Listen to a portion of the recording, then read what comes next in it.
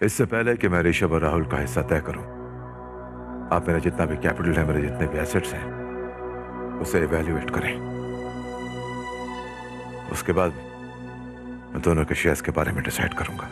श्रॉफ साहब, मेरी वसीयत की बुनियाद प्यार नहीं, बल्कि वो तजुर्बा है जो मुझे इस जिंदगी में अपने दोनों बेटों से हुआ।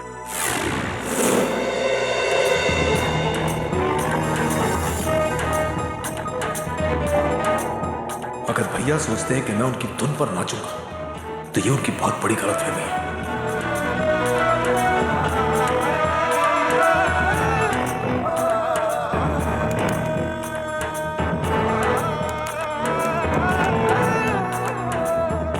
ये प्रोजेक्ट तो मैं हर हाल में करूंगा।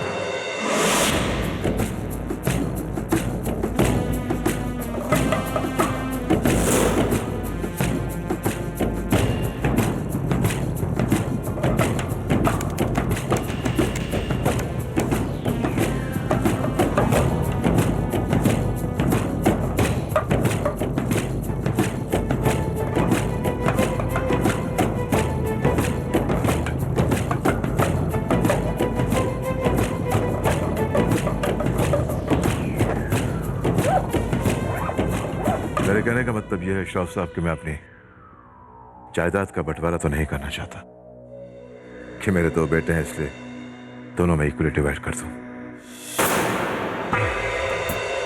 ऋषभ को क्या मिलना चाहिए, राहुल के हिस्से में क्या आना चाहिए, या कोई और कौन क्या डिजर्व करता है।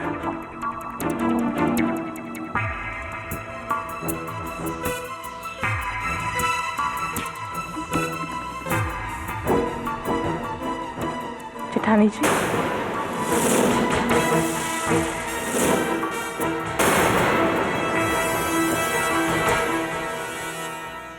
ऐसे छुप छुप कर डैड की बातें सुनने की क्या जरूरत है जेठानी जी?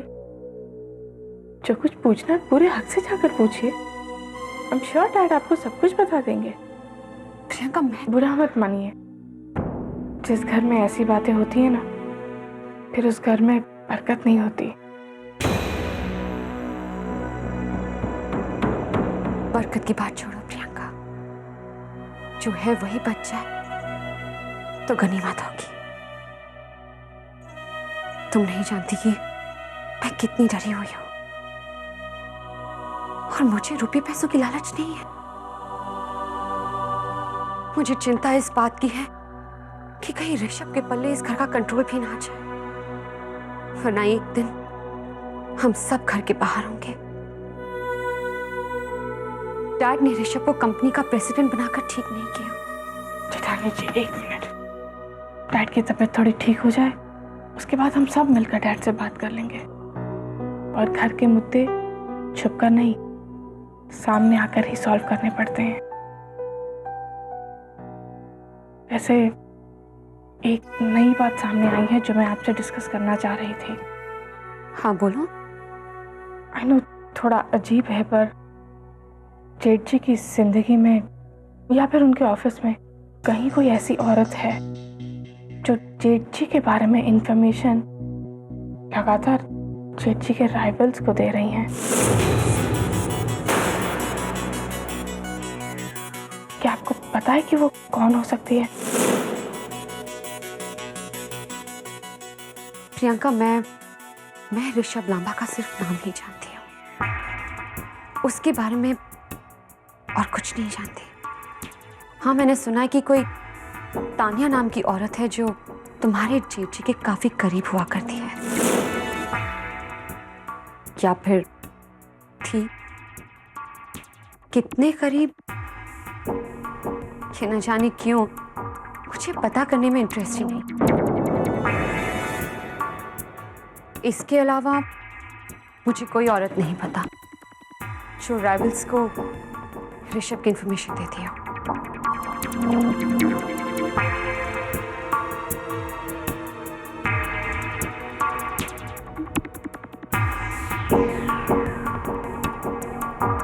कहाँ हो? तुम्हारे पतिदेव के ऑफिस पहुंचने वाला हूँ। लेकिन कुणाल, तुमने तो बहुत देर कर दी। ऋषभ अभी ऑफिस से निकलता ही होगा। वही तो मैं चाहता हूँ कि वो ऑफिस से निकले। मैं ये देखना चाहता हूँ कि ऋषभ ये नाजायज रुपया कहाँ छिपाता है। कोई तो ऐसी जगह होगी जहाँ वो अपने ये पाप को छुपाता होगा। आज मैं वहां तक पहुंचने की पूरी कोशिश करता हूँ। अच्छा कुणाल, एक और गड़बड़ हो गई है। प्रियंका को शक होने लगा कि ऐसी कोई औरत है जो ऋषभ के बारे में उसके दुश्मनों को खबर दे रही है। नहीं, मुझ पर अभी तक शक नहीं हुआ, लेकिन धीरे धीरे हो भी सकता है। तुम इसकी फिक्र मत करो। एक मिनट, तुम्हारा पति मुझे ब्लैक बैग के समेत अपनी गाड़ी की तरफ जाता हुआ दिखाई दे रहा है।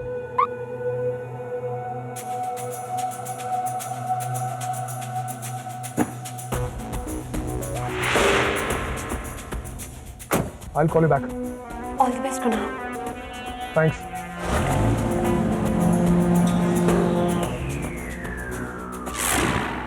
टारगेट को कोई शक नहीं होना चाहिए और वो लगातार हमारी नजरों में रहना चाहिए।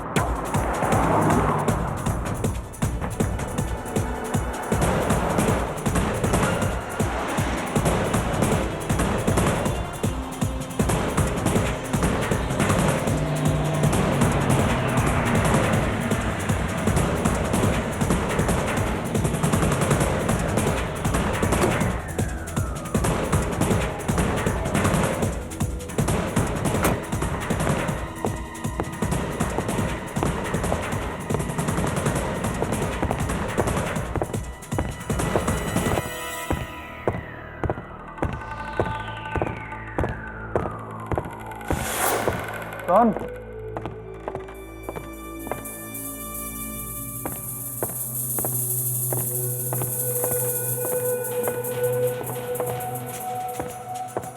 हम इनकम टैक्स डिपार्टमेंट से हैं मिस्टर लांबा।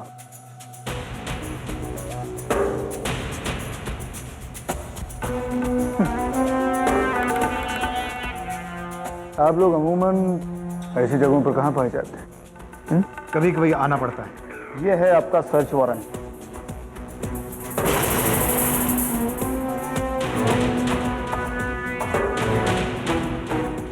अरे छोड़िए, आप लोग भी अपनी नौकरी को कहाँ इतना सीरियसली लेते हैं?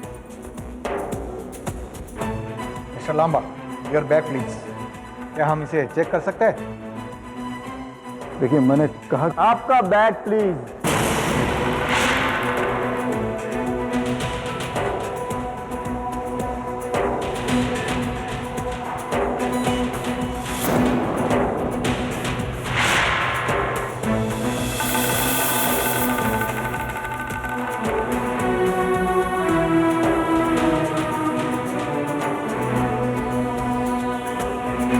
यूं समझ लीजिए कि इस बैग में जो है वो हम तीनों को रुपया है। नहीं नहीं लांबा साहब, इतना रुपया हम सरकारी लोगों की समझ में नहीं आता।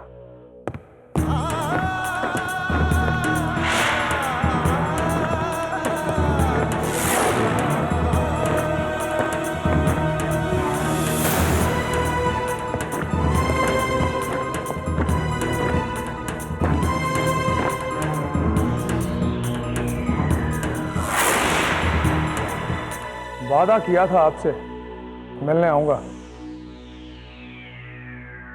तो कम वक्त दिल इतना मचला कि आज ही मिलने आ गया।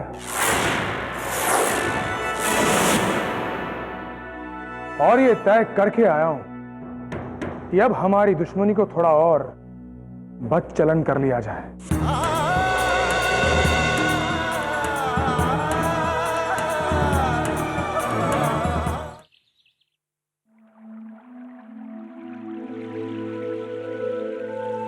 एक जमाने में ऐसे फूल सजाने का मुझे बहुत शौक था।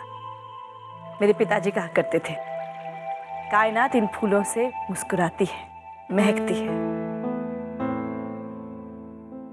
खुशियां तो फूलों की दीवानी होती है। जहां जहां ये फूल जाते हैं, खुशियां दीवानों की तरह उनके पीछे आती जाती है।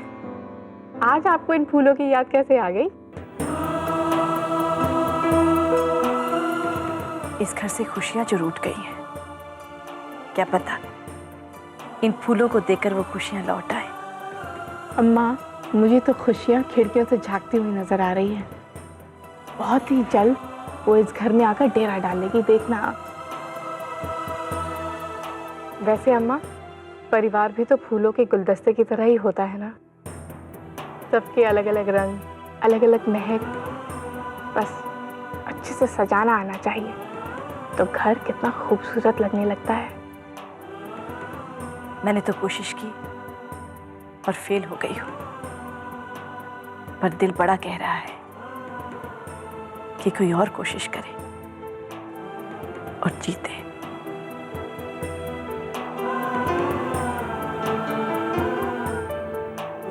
प्रियंका बेटा, ये वाज ऋषभ के कमरे में रखा। उसके कमरे को फूलों की सबसे ज्यादा जरूरत है। लाइए।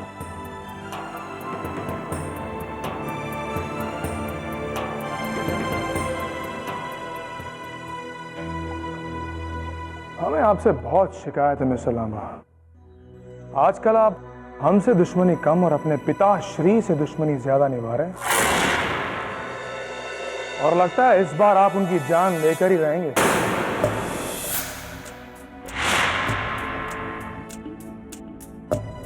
और सुना है उनका दिल बहुत कमजोर हो गया। अगर ये वाकया उन्हें पता चल गया तो? Too bad. Sir total cash है 1,11,00,000।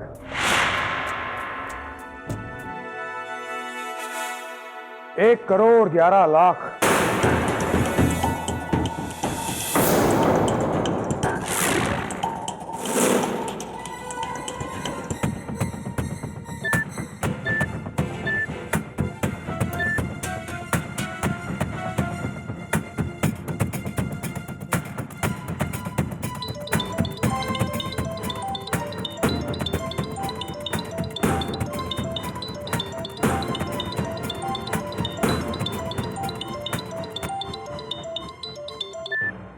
हेलो जेठ जी, वो जेठानी जी बाथरूम में, तो आप। आपको तो सांप सूंघ गया mister president of Lamba group of industries. 1,11,00,000 रुपए जो आपसे बरामद हुए हैं, उसका हिसाब किताब है आपके पास? भैया, अब हम कब तक खड़े खड़े आपकी खामोशी सुनते रहेंगे? हमें आपकी खामोशी सुनने की आदत नहीं है mister Lamba. Officers, mister Rishabh Lamba को हेडक्वार्टर्स ले जाकर जरा इनके मुंह में जबान तलाश कीजिए।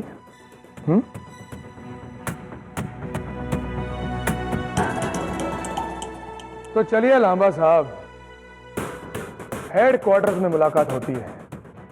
पता नहीं मैं खुश हूं या दुखी। अभी अभी तो आप प्रेसिडेंट बने हैं, और बनते ही इतना बड़ा घोटाला, इतना सारा अनअकाउंटेड पैसा, आप तो अपने हाथों ही बर्बाद हो रहे हैं। अजी हुजूर, कुछ हमारे लिए भी छोड़िए। प्रियंका, जेठानी जी, सर पर एक आफत आई है और मैं आपसे कुछ पूछ रही हूँ। प्लीज मुझे सच सच बताइएगा। क्या? जेठ जी सुबह जो बैग लेकर गए थे, उस बैग में क्या था? प्लीज मुझे बताइए जेठानी जी, उसमें क्या था? कैश, वो जो तुम्हारे जेठी ने सबसे छुपा कर रखा था।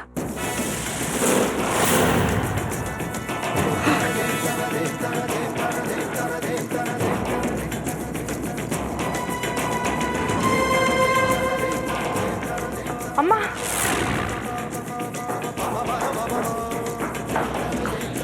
क्या हुआ प्रियंका बेटा? अम्मा डैड तो नहीं आए ना अभी? नहीं तो, पर जेठ जी को इनकम टैक्स वालों ने बहुत सारे कैश के साथ पकड़ा है, जिसका उनके पास शायद कोई हिसाब किताब भी नहीं है। ये लड़का ना बाज नहीं आएगा।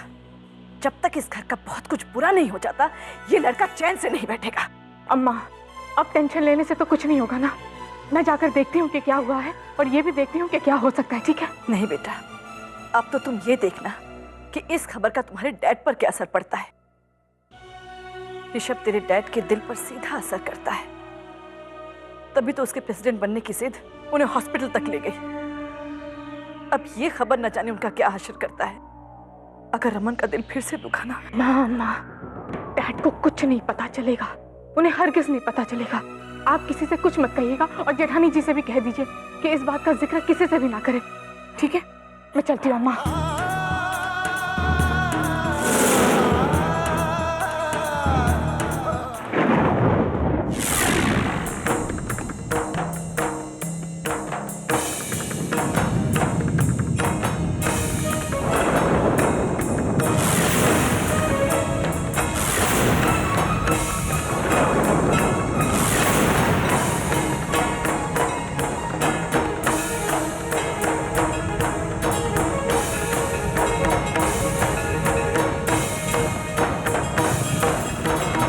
तूफान को मैंने ये नहीं बताया कि उस घर में मेरी बहन भी रहती है, तो वो नरमी से पेश आए। उसे सिर्फ इतना पता है कि वो घर मेरे दुश्मनों का है।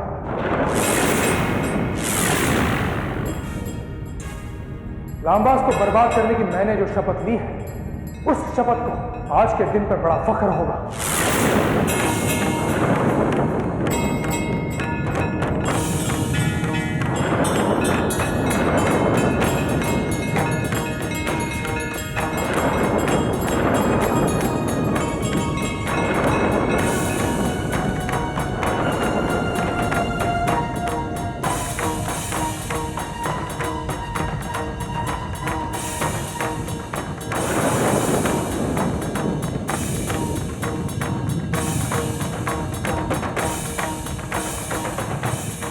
ऋषभ तेरे डैड के दिल पर सीधा असर करता है,